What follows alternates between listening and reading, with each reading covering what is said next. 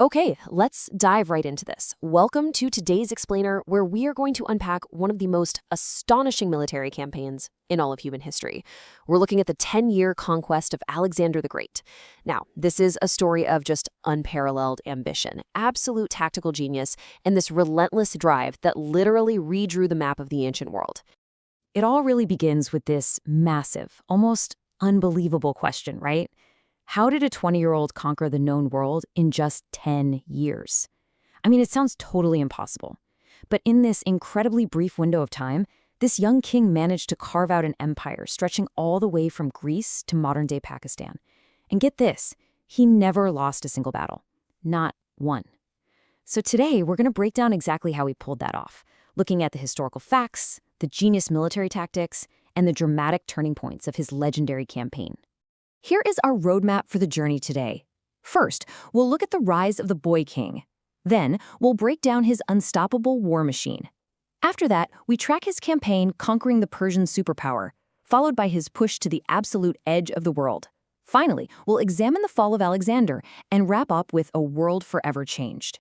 All right, part one, the rise of the boy king, from Macedonia to hegemon. To really grasp Alexander's meteoric rise, we first have to set the stage and look at the fractured world he was actually born into. So before Alexander, Greece wasn't this unified, cohesive nation. It was a collection of fiercely independent and honestly, constantly warring city-states. On one side, you've got Athens, this magnificent naval power, right? The birthplace of democracy, where art, drama, and philosophy just completely flourished. On the flip side, there's Sparta, an austere, deeply militaristic society with a genuinely terrifying army. Now, sure, they occasionally teamed up, like when those famous 300 Spartans held the pass at Thermopylae against the Persian Empire, but eventually they just dragged the entire Greek world into decades of really destructive infighting. And that constant warfare, it left them completely exhausted. This exhaustion created a massive power vacuum, leaving them totally vulnerable to a kingdom rising in the north, Macedonia. For a really long time, those sophisticated southern Greeks kind of viewed Macedonia as a backwater. But under Alexander's father, King Philip II, Macedonia was completely transformed into an absolute powerhouse, eventually uniting almost all of Greece under his command as hegemon. And this brings us to a really shocking turning point, age 20. See, Philip had this grand, sweeping plan to launch an all-Greek war against the ailing Persian superpower. But literally on the eve of this monumental invasion, Philip was assassinated, murdered by his own bodyguard. Just like that, his 20-year-old son, Alexander, who was brilliant, totally restless, and oh yeah, tutored by the legendary philosopher Aristotle, suddenly inherits both this brutal kingdom and his father's massive invasion plan. And at just 20 years old, Alexander didn't hesitate. He ruthlessly secured his throne, executed his rivals, crushed rebellions. He was absolutely ready to take on the world. Moving right into part two, the unstoppable war machine, or as it's often called, the anvil and the hammer. You have to understand, Alexander didn't just inherit a kingdom. He inherited what was arguably the most advanced military force of its time, and it functioned just like a complex, deadly machine. You had the Phalangites, who formed this impenetrable front line. Then, right on their flanks were the Hypacists, these elite shield-bearers guarding the vulnerable sides. Behind them, you had your heavy infantry, the Greek hoplite allies. For ranged attacks, he brought in the Agrianes, who were just expert javelin skirmishers. And then finally, the true shock troops, the Companion Cavalry. This was an elite force of about 1,800 horsemen, personally led by Alexander himself. In this machine, if the infantry was the anvil, the Companion Cavalry was the hammer. But the absolute core of this entire system was the phalanx. King Philip had actually introduced this weapon called the sarissa, which is basically an 18-foot pike. That is twice the length of a normal spear.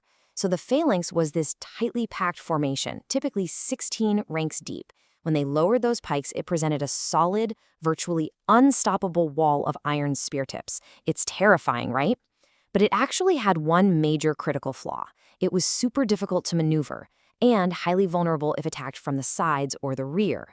And that is exactly why Alexander's diverse combined arms approach was so revolutionary. He used that elite infantry and cavalry to rigorously protect those vulnerable flanks, turning a flawed formation into an absolute juggernaut. All right, part three, conquering the Persian superpower, from Granicus to Gaugamela. So, with his throne totally secure and this incredible war machine primed, Alexander crosses the Hellespont into Asia Minor. And guys, the pace of history here suddenly accelerates to breakneck speeds. Look at this timeline. In 334 BC, he just smashes the Persian provincial armies at the river Granicus. The very next year, 333 BC, he achieves a completely shocking victory at Issus against King Darius himself.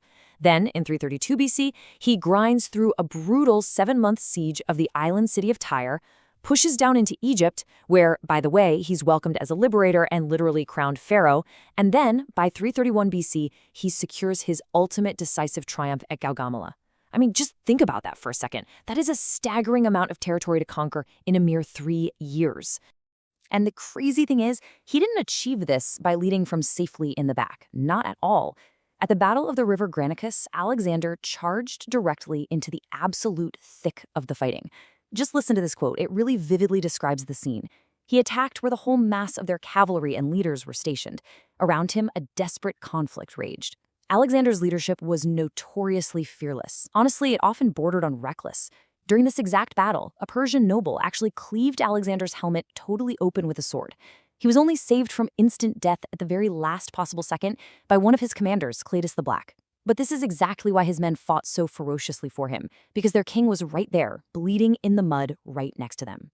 But let's be real, bravery alone doesn't win wars when you are facing insurmountable odds. And throughout all his major engagements, especially at places like Issus and Gaugamela, Alexander was vastly outnumbered. His army generally hovered around 40,000 men.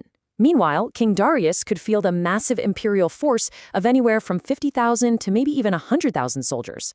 We're talking scythed chariots, war elephants, the whole shebang. It was the ultimate David versus Goliath scenario. So you have to ask yourself, how do you possibly win when you're outnumbered 2-to-1 on flat, open terrain? Well, he did it by applying his tactical genius, specifically in 3 distinct phases at Gaugamela. First, he did something super weird. He began drifting his entire army to the right. This strange move actually enticed the Persians to mirror him, which stretched and thinned out their massive lines. Second, he sent his Greek cavalry to fiercely engage the Persian left wing, effectively fixing them in position so they couldn't maneuver. And then third, the killing blow. Once a gap finally opened in that weakened Persian center, Alexander formed a literal wedge with his Companion Cavalry and launched a headlong, ferocious charge straight at King Darius himself. The sheer shock of this targeted assault threw the Persians into total panic. Darius actually broke and fled the battlefield, and without him, his vast army completely collapsed. Which brings us to part 4, pushing to the edge, where ambition slowly turns to paranoia. So, with Darius' leader assassinated by his own men, Alexander becomes the undisputed king of Asia. But he didn't stop. As Alexander marched his army deeper and deeper into the east, into modern-day Afghanistan and Central Asia, the whole liberating Greek king persona started to fade. He actually began to act more and more like the Persian autocrats he had just defeated. He started wearing Persian dress, and most controversially, he demanded his men perform this ritual called proskynesis. Basically, this was the traditional Persian practice of bowing and prostrating yourself before the king. Now, to the fiercely independent Greeks and Macedonians, this was absolute blasphemy. To them, a mortal man was not a god, and only gods deserved that kind of respect.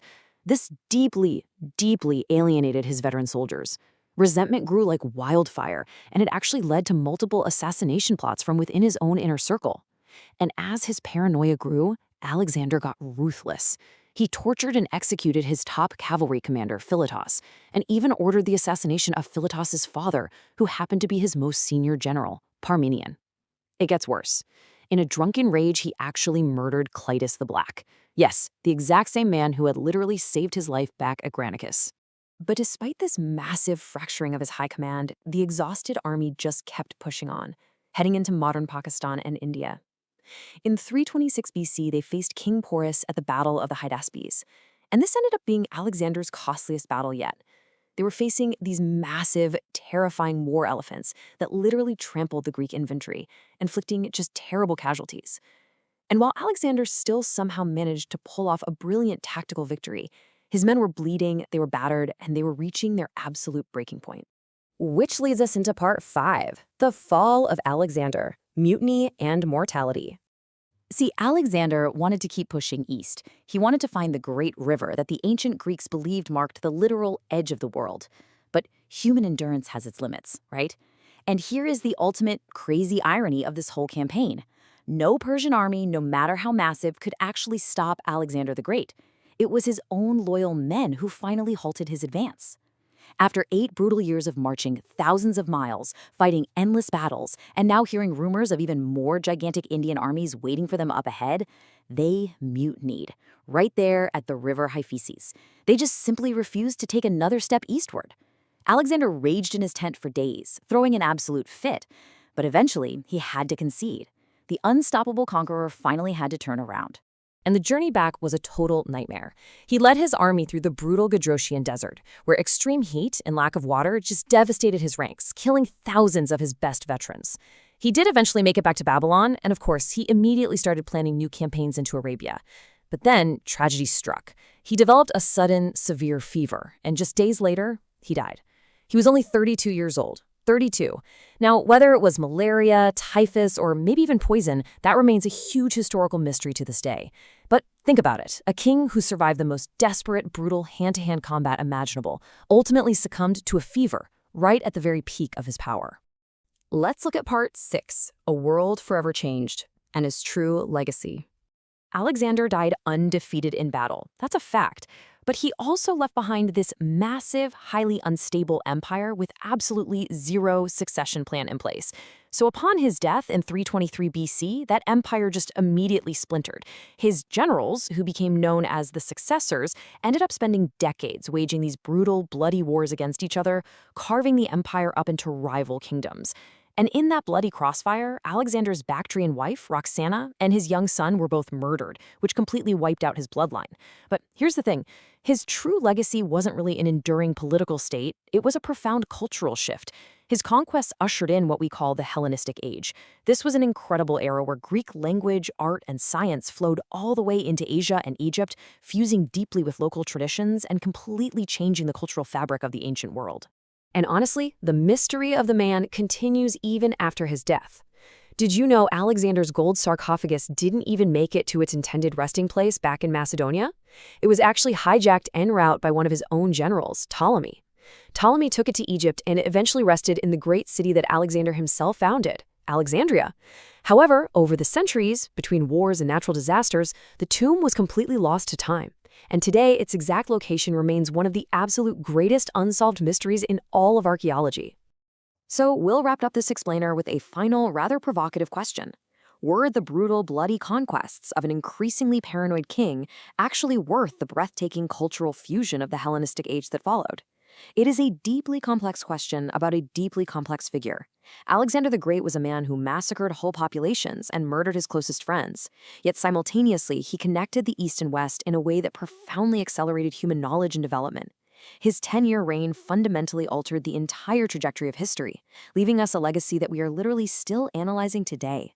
Thank you so much for joining me on this deep dive. Keep questioning, keep learning, and I will see you in the next explainer.